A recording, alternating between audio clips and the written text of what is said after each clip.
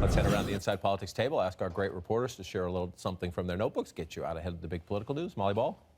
This week, Mitt Romney is having his annual summer summit in Utah. He does this every year, gets a bunch of bigwigs together. Last year, you recall, a bunch of the presidential candidates went to try and woo some of Romney's allies.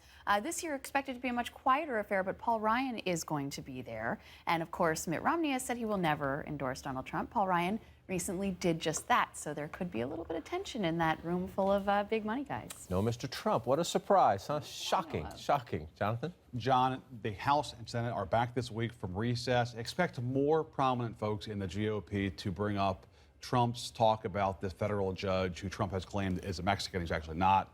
Obviously an American. But you've got 3 Senate races, Arizona, Nevada, and Florida, that are crucial this year, that have populations with large Hispanic folks there. And that is going to be fascinating to watch this week. What do the candidates in those 3 states say? One's an incumbent, obviously, John McCain, but 2 challengers in those states. What do they say about those comments? Because, again, those are 3 parts of the puzzle that are going to be huge this year. How fast and how far do they run from Mr. Trump? We'll watch that one. Manu? Speaking of Senate races, the big money is not going to Mr. Donald Trump, but big money increasingly is going down ticket to outside groups who are trying to fund Senate races on the Republican side. Senate Majority Leader's Super PAC, a Senate Leadership Fund, is expecting to get a big influx of money now that a lot of big donors are not spending their money behind Donald Trump, and including the Koch brothers group as well, Americans for Prosperity, which spent huge sums of money in 2014. They're expected to spend more money in 2014 Senate races, or 2016 Senate races, than they did in the last cycle. Now, the one factor in this is that Sheldon Adelson, the casino executive, has signaled that he's not going to spend as much money in Senate races this cycle because he's spending a lot of money for Donald Trump instead.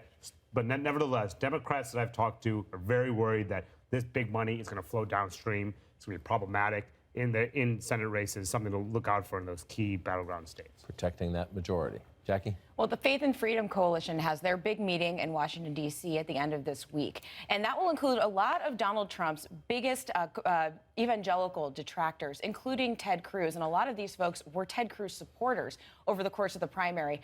I'm going to be watching how Ted Cruz, who was speaking at the event, and a lot of his supporters deal with their new reality with Donald Trump at the head of their ticket. Enthusiasm, hold your nose. We'll watch that. And I'll close with a question of trust, as in whether Republicans can trust what they're told by the Trump campaign, including the candidate himself. There's a lot of complaining in the Republican Party these days that it is very hard, if not impossible, to be confident about convention planning and general election coordination because of constant mixed signals from Team Trump.